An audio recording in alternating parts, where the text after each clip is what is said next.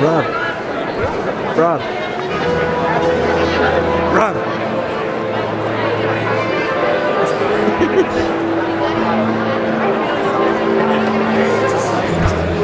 Fetch me their soul!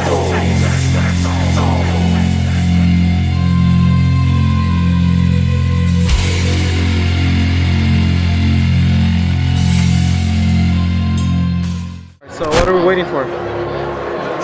HHN. Are you sure? Yes. It says at 5 to 6. I checked. What are you excited online. Huh? What are you excited for? I just want to know more. Like, You want to know more? what's gonna happen? I'm curious about the weekend. Right? So you ready to go RIP? I hope they. Yeah, I'm excited for that. After today, it's gonna go by so fast. August is gonna fly. I'm Just scared. like, oh, it's hot. I'm scared for that. I don't want it to go too fast. All right. But I am excited for it. Yeah. All right. So let's see what John Murdy's gonna say. Woo!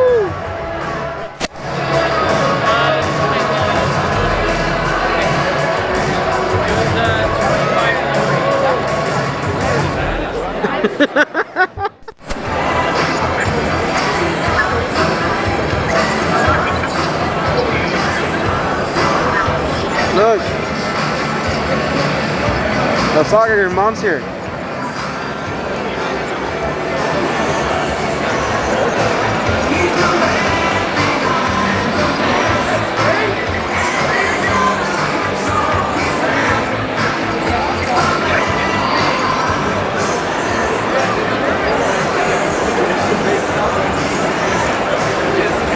Ten reception.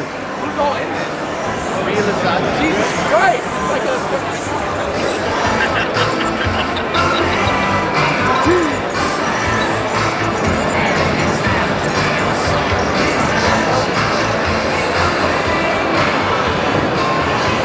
Where are you guys at?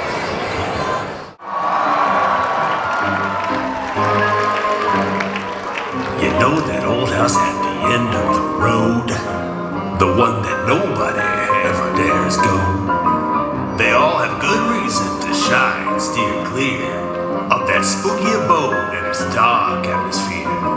For waiting inside are all manner of frights, especially on those cold, dark, and stormy nights.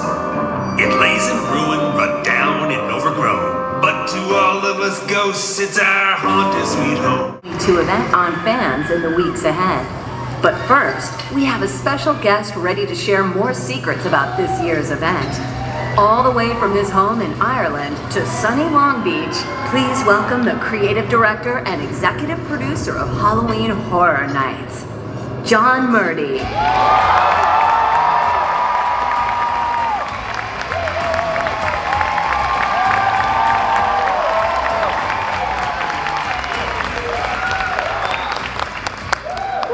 Hello. Hello, you lovely people. How you guys doing today?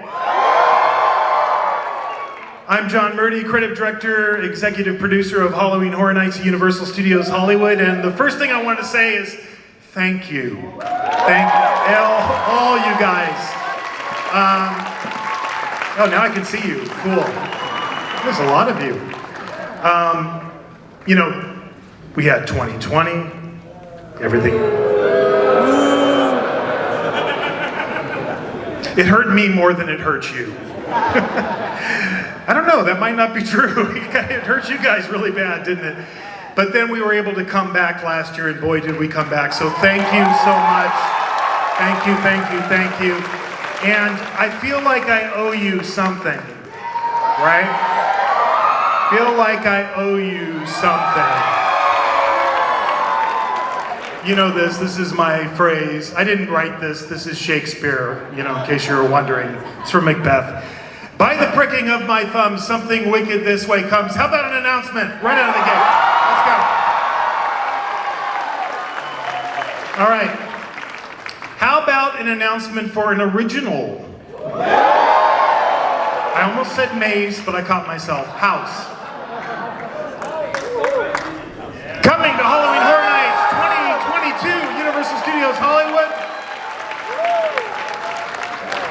Scarecrow, the Reaping. Are you guys familiar with this? Do you guys know what I'm talking about? Yeah. Credit where credit is due. This is a house that was originally done at our sister park, Universal Orlando Resort.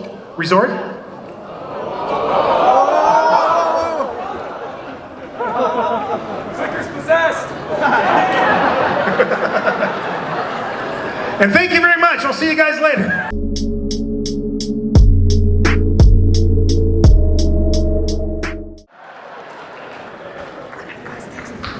Now, I can't be doing that because I'm not pushing a button. Are we cool? I don't have to get a priest or anything? Need holy water. Okay, it only goes downhill from here, guys. All right, and don't drop the clicker. That's the other thing you got to do. What excited me about... Give me a break. I just flew 11 hours. I don't even know what time zone I'm on. Woke up at 4 in the morning. Seriously, woke up at 4 in the morning, wide awake, and I was like, okay, the show is at 5. So I started dusting my monsters in my monster room at 4 in the morning. I was like, well, I could dust the monsters. I guess I could do that. So what excites me about this particular house is that we get to do history, okay? So the first part of this presentation is going to be a history lesson. Is that okay with you? I didn't expect that enthusiastic a response, but no, you know, I'm a big history nerd, and what really excited me about Scarecrow was the setting of where it takes place, which is the Dust Bowl of the 1930s. Anybody familiar with the Dust Bowl? Give it up for the Dust Bowl! For those of you not familiar with the Dust Bowl, indulge me for a second because I'm going to give you a little history lesson. We Americans, and I'm going to count myself, I live in Europe, I've been in Ireland for 5 years, I'm an American, right? But we believe some crazy stuff, don't we? Okay. So there was this thing called manifest destiny. It was this belief that, you know, we had to not only settle, you know, the original 13 colonies, but we had to go all the way across the entire country, settle the entire land. So in 1862, there was something called the Homestead Act. Check that out. How's that recall from high school? 1862, Abraham Lincoln came up with this thing called the Homestead Act. And basically what it was is if you wanted free land, 160 acres, you could fill out the paperwork and pay the registration fee, and they would give you free land. And this went on for a long, long time, started in the Civil War, continued afterwards. But what it meant is a whole bunch of people that went west. You see them in the picture next to that 200-foot giant woman striding across the land. They weren't farmers. They had no idea what they were doing, so they didn't know anything about crop rotation or the proper management of the land. It's called black rollers or black blizzards. And to me, there's nothing scarier than history. Why is that? Okay, just imagine yourself. Imagine that's your house, okay? You're a farmer, you're waking up on a Saturday or Sunday, and you come outside and you're like, oh, what a beautiful, oh my God! Look at how big that is. Imagine this 200, 300-foot dust cloud is coming at your house. And then when it left this. Honey, I'm gonna get the car and I'm gonna go. Oh, never mind. I think I'm gonna hitch up Nettie and we're gonna. Oh, everything was covered in dust. And if that wasn't bad enough, after the dust storm swept all the topsoil off this country, then came, not kidding, the plague of locusts. Millions and millions and millions of locusts descended on the land. Actually, my grandmother grew up in South Dakota around this time, right? And she remembers the plagues of locusts that were coming across the prairies and into the farms in those days. And I remember as a kid, she told me that they were so thick on the windows, it blacked out like all light. Everything went dark.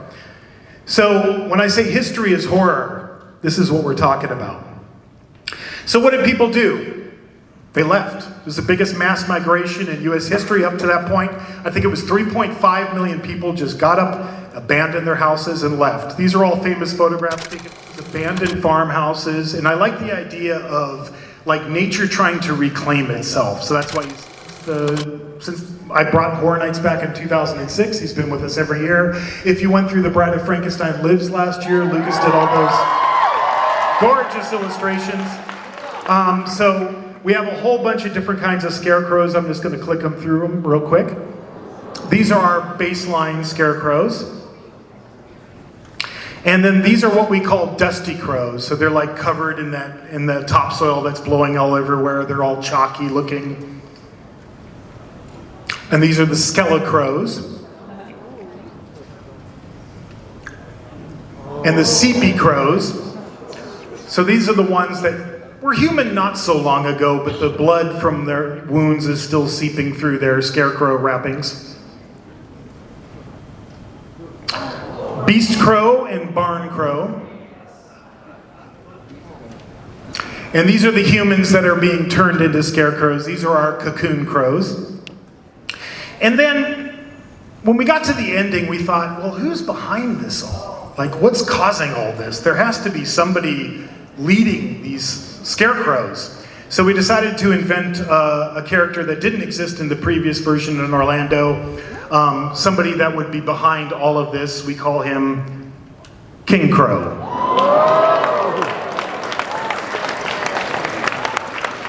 I want that coat and that hat. Maybe not the pants, but the hat. So obviously this is a stilt walker. And he's actually got LED eyes, because all of the crows in this house, they all have red eyes and they all glow red. So this is the man behind everything. And this is a bonus shot that Lucas did. This is just the full cast. And that's Scarecrow.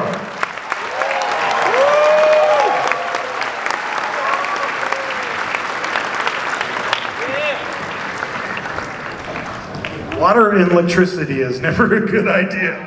Kids, don't do this at home. All right, what should we do now?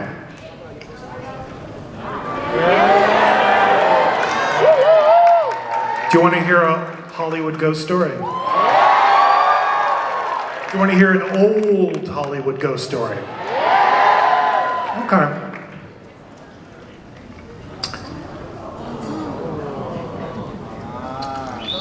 Back in the 1920s, at the early days of the birth of cinema, not too many years after Carl Laemmle moved his company west and opened Universal Studios in 1915, the local newspapers in Hollywood have this headline: Lillian Von Drake, the heiress to the Von Drake oil family fortune, has announced that she's getting married to a man named Maxie DeVille. Now, Maxie DeVille is what you would have called back in the 1920s a drugstore cowboy. What that means is it's a guy who dresses up like all fancy clothes and hangs out in front of drugstores in order to pick up women.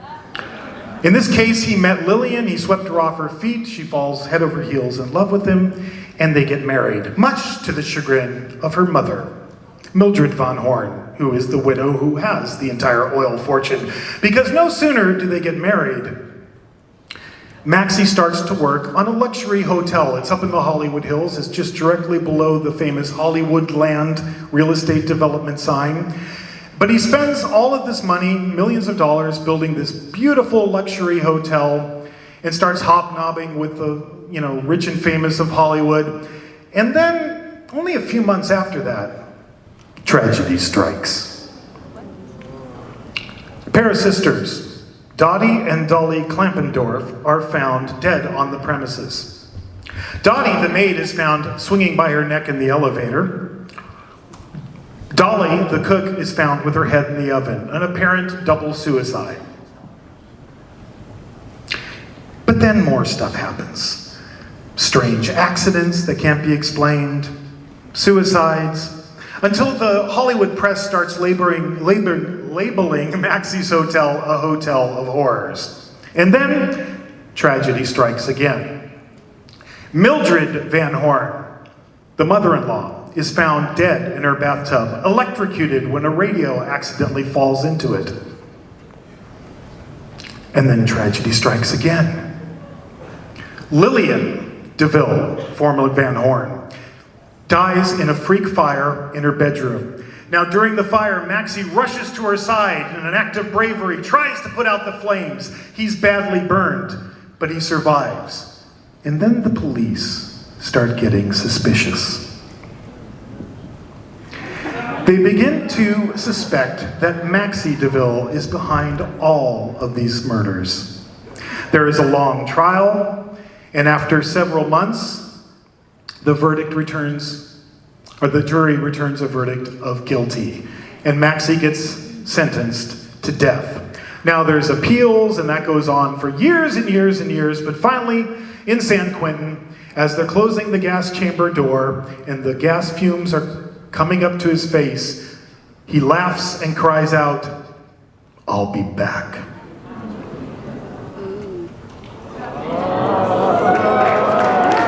And that's all I'm gonna say.